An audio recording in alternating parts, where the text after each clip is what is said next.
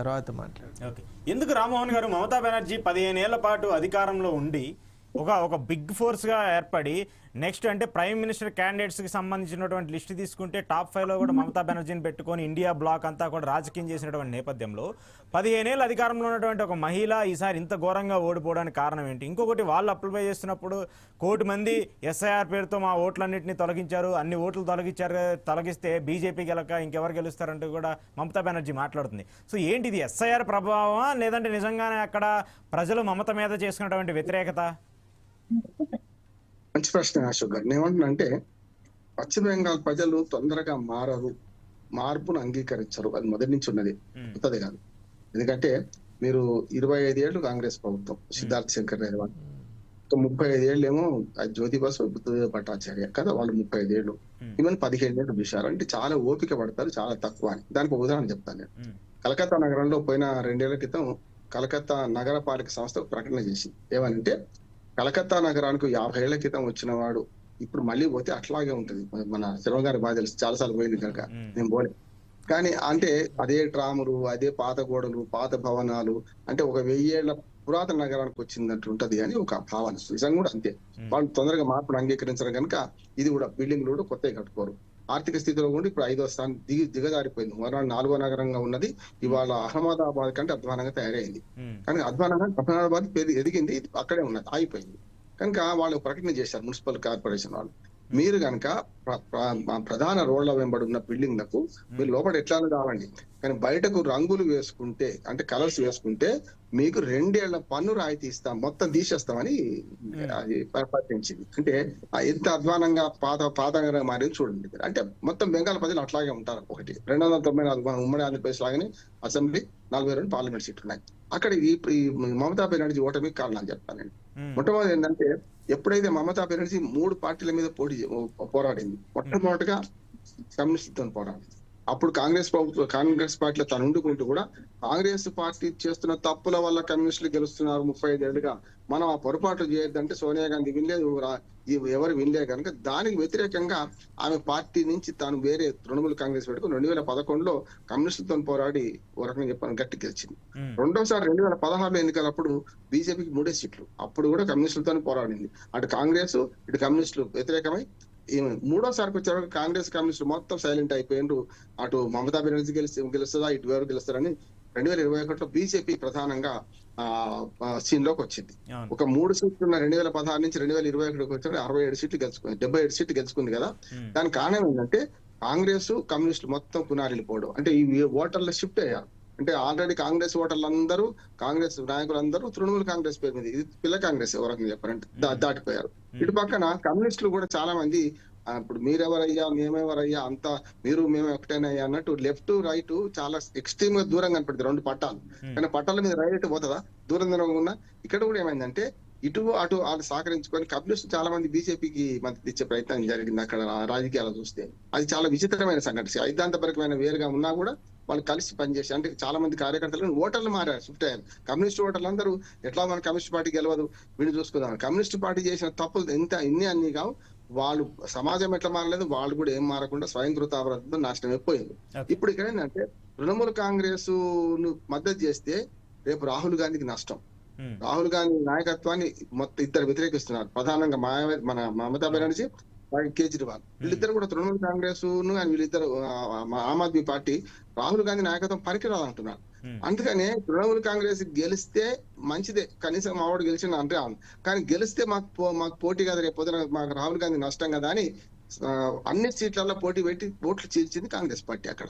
రెండోది ఏంటంటే బీజేపీ గెలవడం ఇష్టం లేదు. సైద్ధాంతికంగా బీజేపీ గెలిస్తే కాంగ్రెస్ పార్టీకి చాలా నష్టం. కానీ కాంగ్రెస్ వర్సెస్ బీజేపీ ఉన్న దేశంలో ఎక్కడ ఉన్నా కూడా కాంగ్రెస్ ఓడిపోతుంది, బీజేపీ గెలుస్తుంది.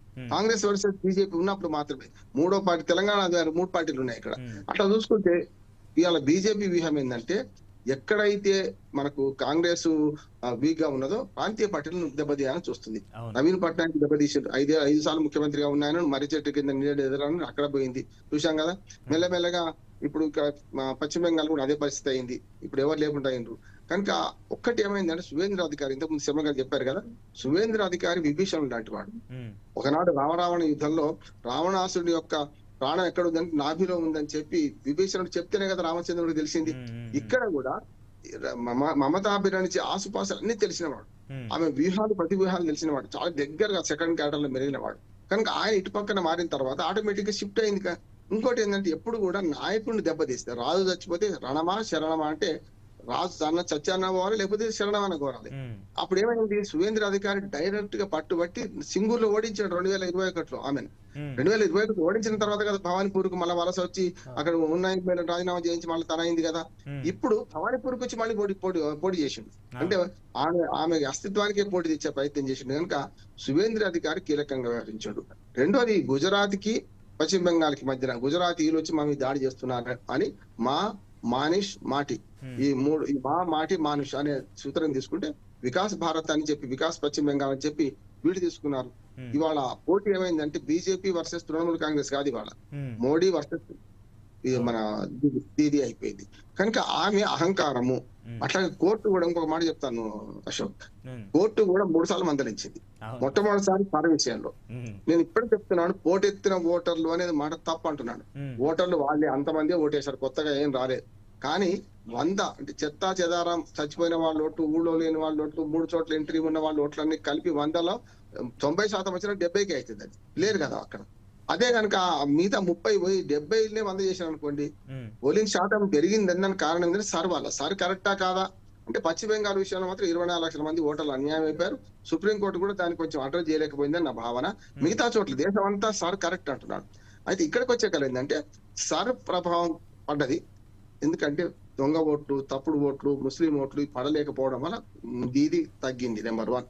రెండవ కారణం ఏంటంటే, ఏదైతే అన్ని రాజ్యాంగ వ్యవస్థలు దాడి మొదలు పెట్టినారు, అన్ని రాజ్యాంగ వ్యవస్థల మీద, సుప్రీంకోర్టు మీద డైరెక్ట్ అండే కానీ అంటే జైలుకు పోతాని భయంతో కానీ, లేకపోతే సుప్రీంకోర్టును కూడా ఏం తగ్గించలేదు. కానీ సుప్రీంకోర్టు 3 సార్లు ఆమె హెచ్చరించింది. మొట్టమొదటిసారి సార్ విషయంలో హెచ్చరించింది.